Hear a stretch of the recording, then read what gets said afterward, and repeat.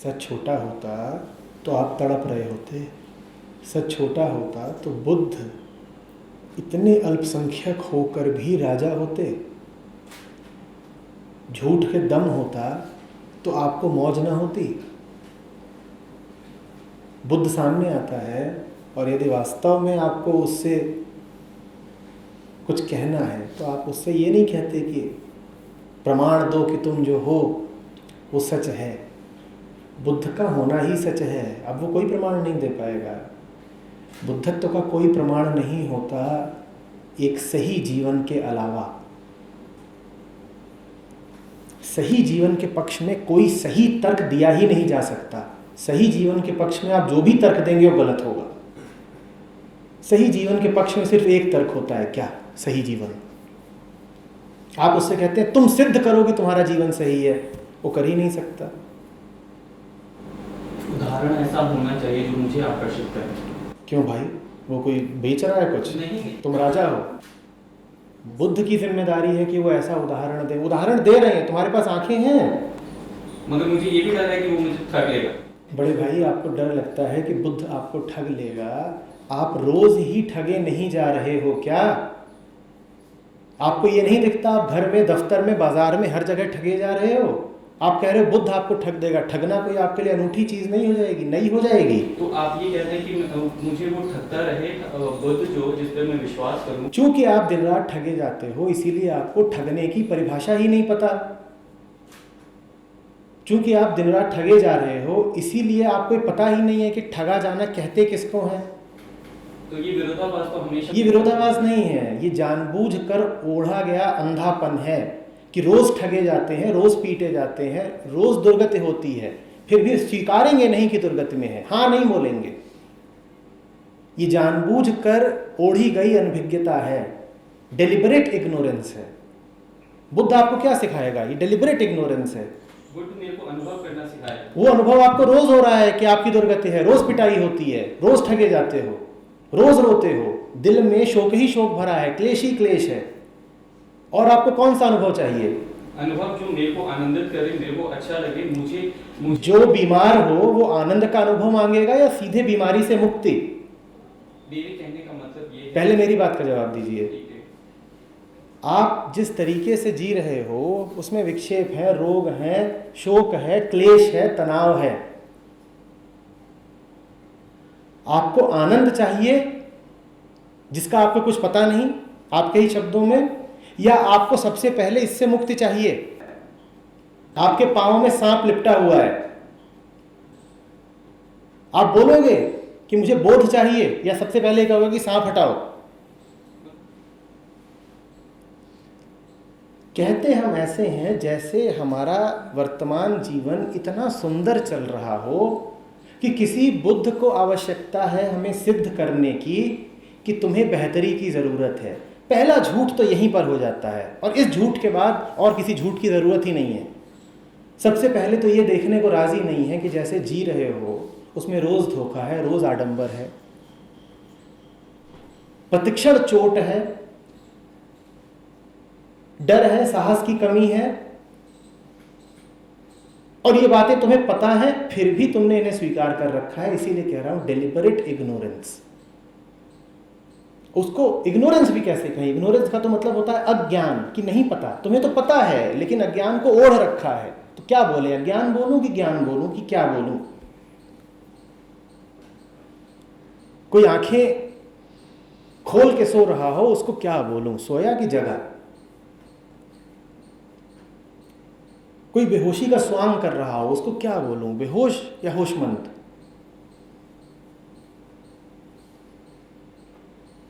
तुम्हारी हालत उस आदमी जैसी है जो बहस कर रहा हो कि सिद्ध करिए कि जगा जा सकता है। उसको अपने ही तर्क में छुपी हुई प्रवंचना नहीं दिखाई दे रही? तुमसे कोई तर्क कर रहा हो कि सिद्ध करो कि मैं जगा हुआ हूं, कैसे सिद्ध करोगी? क्या बोलोगी? जगी हुई हो, आंखें खोली हुई है। मैं कह रहा हूं तुम सिद्ध करो कि मैं जगा हुआ हूं। मेरा दावा है मैं सो रहा हूं, सिद्ध करो मैं जगा हुआ हूं। बोलो। कोई तर्क काम ही नहीं करेगा, क्योंकि जानबूझ के बोला गया झूठ है। मैं जगा हुआ नहीं होता तो मैं बहस कैसे कर रहा होता? पर मैं क्या कह रहा हूं, बहस कर करके साबित करो कि मैं सो नहीं रहा हूं। कोई बहस सिद्ध कर सकती है? अब कोई बहस सिद्ध कर सकती है कुछ भी? आप जानबूझ करके सोने का स्वांग कर रहे हैं। जगने के लिए क्या किया जाए? ऐसा क्या करेंगे जो आपने कुछ किया हो? आप जगे हुए हो, सोने के साथ आपने जो स्वार्थ जोड़ रखे हैं, देख लो कि उनसे तुम्हें कुछ नहीं मिल रहा। सोने के पक्ष में तुम्हारे पास जितनी दलीलें हैं, देख लो कि उन सब से कोई फायदा नहीं है। आडंबर के पक्ष में तुम्हारे पास जितने तर्क हैं, देख लो कि वो तर्क भले मोटे मोटे अभेद्य लगते हों, पर अंततः उनसे मिल क्या गया? तुमने कर दिया मुझे साबित, मान लो साबित भी कर दिया कि सोना ही स्वभाव है, बेहोशी ही स्वभाव है। ठीक है, तुमने मुझे साबित कर दिया। तुम्हें क्या मिला उससे? तुम्हें मिल गया बेहोशी में और गहरा विश्वास। तुम और ज्यादा बेहोश रहोगे ना। किसी को झूठ साबित कर देने का, ये साबित कर देने का कि झूठ ही बढ़िया है, पहला नुकसान किसको होता है? साबित करने वाले को, क्योंकि अब वो और गहराई से झूठ में जिएगा।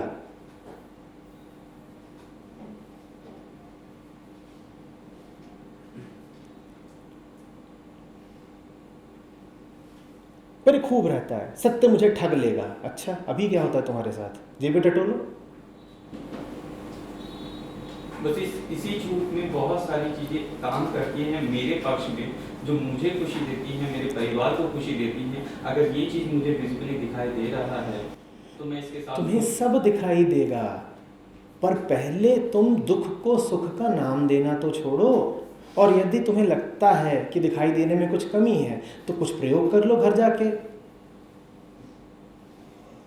तुम देखो कि तुमने किन चीजों को खुशी का नाम दे रखा है और उन खुशियों के पीछे दुख कैसे छुपे हुए हैं। वाल्मीकि ने एक जरा सा प्रयोग करा था, जाके बीवी से पूछा था, तेरे लिए झूठ बोलता हूं, भ्रष्ट जीवन जीता हूं, नर्क जाऊंगा, चलेगी मेरे साथ? बीवी ने बोल दिया नहीं। हो गया, खुल गई बात, सारी खुशी पंचर हो गई। तेरे लिए अपने जीवन की आहुति दे दी है, अब नर्क जाऊंगा, नर्क छोड़ दो, जेल जाऊंगा, चलेगी साथ? खुशी पंचर हो जाएगी। बहुत भरोसा है परिवार पर। अभी 2 खबरें आ जाएं कि परिवार बेवफाई कर रहा है, देखना कि उन पे यकीन होता है कि नहीं। देखना कि भले ही ऊपर ऊपर से बोल देते हो कि नहीं नहीं हम नहीं मानते, पर दिल धड़क ही जाता है या नहीं? है भरोसा परिवार पर? कहते रहे हो कि परिवार को खुशी देती हैं, जैसे परिवार पता नहीं कितना खुश हो। मैं खोज रहा हूं ऐसा परिवार जो खुश हो, और वास्तव में देखना चाहता हूं, ना हो तो बनाना चाहता हूं ऐसा परिवार जो खुश हो। मुझे मिलता नहीं। शक, संदेह, डर, पीड़ा, उत्पीड़न, इनकी मिसाल है परिवार। 4 दिन के लिए पति कैंप में आ जाता है, पीछे से पत्नी हवा सरक जाती है। जानना चाहते हो कितना दम है परिवार में? आज जो बातें हुई हैं इनकी रिकॉर्डिंग उपलब्ध करा देता हूं, घर में जाकर के चला देना, फिर देखना परिवार का क्या होता है। पर हम कहते ऐसे हैं कि जैसे परिवार में पता नहीं कितनी खुशी है, पर बुद्ध आकर के ठग लेना चाहता है, खुशी छीन लेना चाहता है। बुद्ध खुशी छीन नहीं लेना चाहता। बुद्ध कहता है तुम्हारे पास है क्या जो मैं छीनूंगा? तुम्हारे पास तुम्हारी बेड़ियों और बंधनों के अलावा कुछ नहीं है। मैं यदि तुमसे कुछ छीनूंगा भी तो वो तुम्हारी बेड़ियां और तुम्हारे बंधन होंगे। हालत हमारी भिखारियों जैसी है, जिसे नींद ना आती हो। क्या रात में कुछ चोरी ना हो जाए,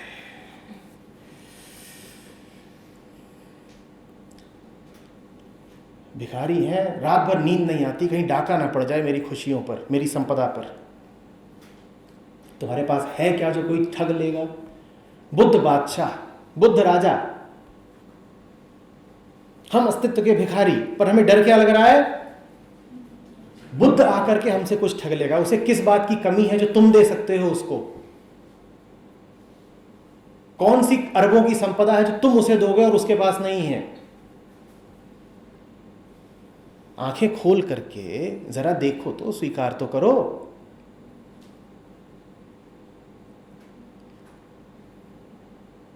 हम रोगग्रस्त, हम व्याधिग्रस्त, हम तनावग्रस्त, हम भयग्रस्त, और हम कहते हैं हमसे कोई आके हमारा सब कुछ छीन न ले। तुमसे अगर कोई छीनेगा भी तो क्या छीनेगा? रोग, तनाव, भय, यही तो छीनेगा, क्योंकि यही तो जीवन है तुम्हारा। डर बहुत है। ठग शब्द का तुमने प्रयोग किया है, कबीर ने भी ठग शब्द का प्रयोग किया है। जानते हो किसके लिए, किसके लिए किया? देवेश जी, याद है आपको? वो वचन याद है?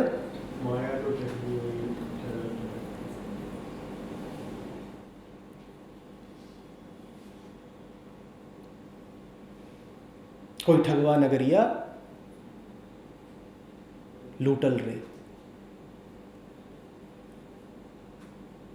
वो बुद्ध को नहीं ठग कह रहे हो, बता रहे हैं कि जैसे तुम जी रहे हो ठगे ही जा रहे हो। कोई ठग है जो पूरी नगरी को लूट रहा है, पूरे समाज को लूट रहा है।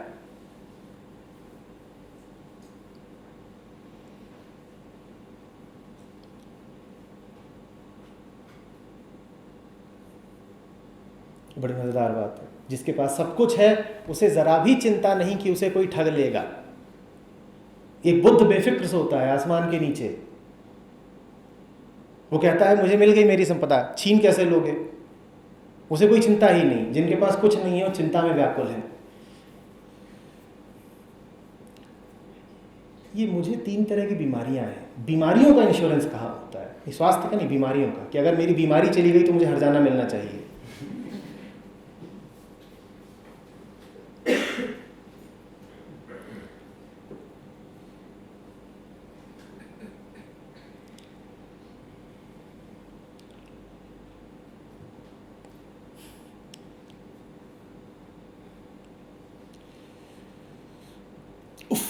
ये कुछ चुराना चाहते हैं।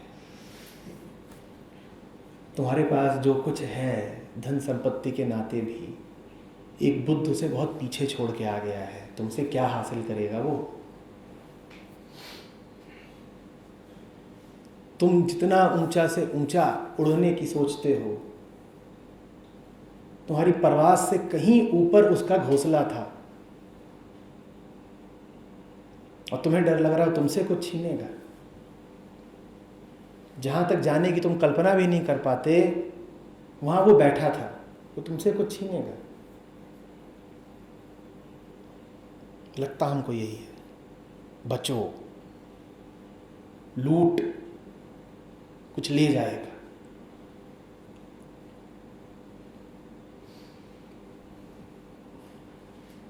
वो देने आया है, लेने नहीं आया है। आनंद देने आया है, तुम्हारे दुख लेने आया है।